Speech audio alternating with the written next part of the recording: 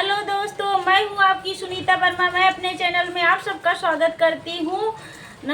सबको सादर प्रणाम, नमस्ते, श्री राधे राधे। दोस्तों, इस समय मुंबई में गणपति का उत्सव चल रहा है। बहुत जोरों शोरों से हर जगह गणपति बप्पा आए हैं। सबका स्वागत हो रहा है। हमारे बिल्डिंग के नीचे भी, हमारे भी सोसाइटी में गणपति बप्पा आए हैं। रोज सुबह शाम आरती पूजा पाठ सब हो रहा है। बहुत अच्छा लगता है।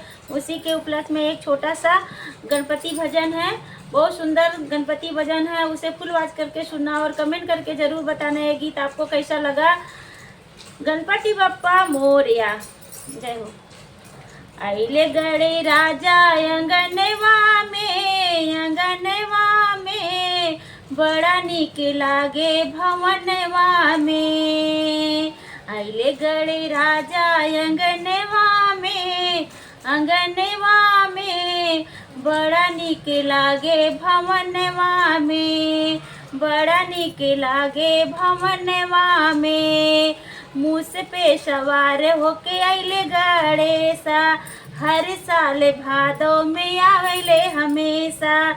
मूस पे सवार होके आइले गणेशा, हर साल भादो में आवेले हमेशा। लेके रिद्धि सिद्धि मैया के संगवा में बड़ा निक लागे भवनवा में। बड़ा निक लागे भवनवा में। आइले गणे राजा अंगनवा में बड़ा निक लागे भवनवा में।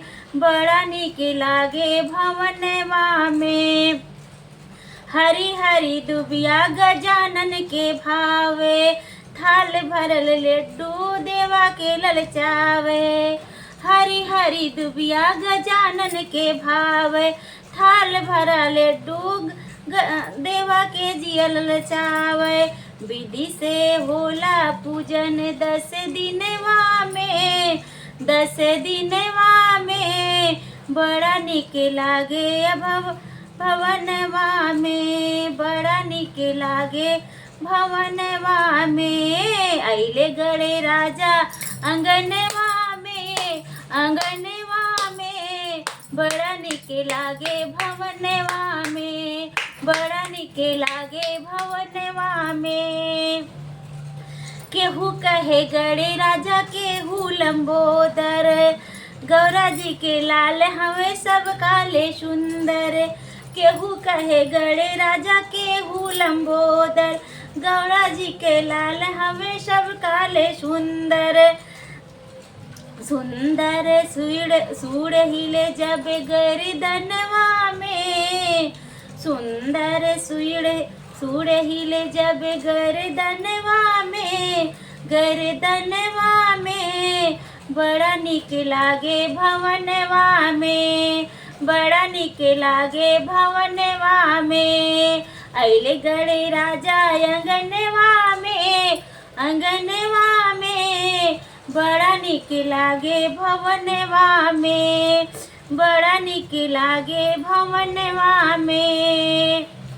लाल लाल दहिया में पियर पीताम्बर, देख सुंदर रूप नाचे धरती अंबर।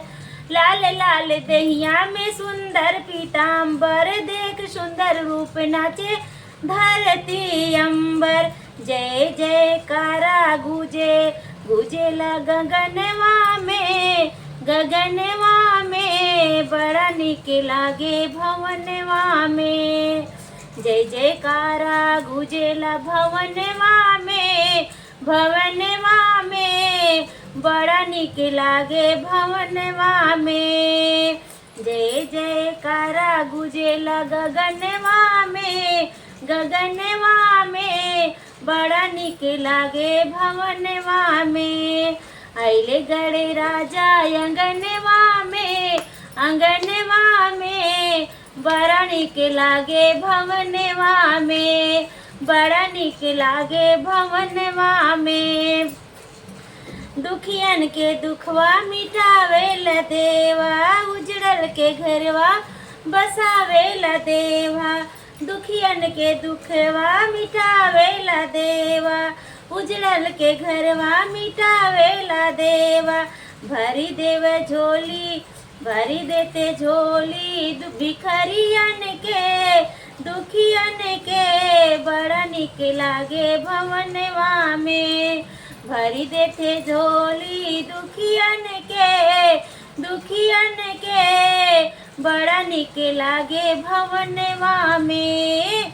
आइले गड़े राजा आंगनवा में, आंगनवा में बड़ा निक लागे भवनवा में। धन्यवाद दोस्तों। अगर ये गीत अच्छा लगे तो मेरे चैनल को सब्सक्राइब और कमेंट जरूर करना। श्री राधे राधे। गणपति बप्पा मोरया।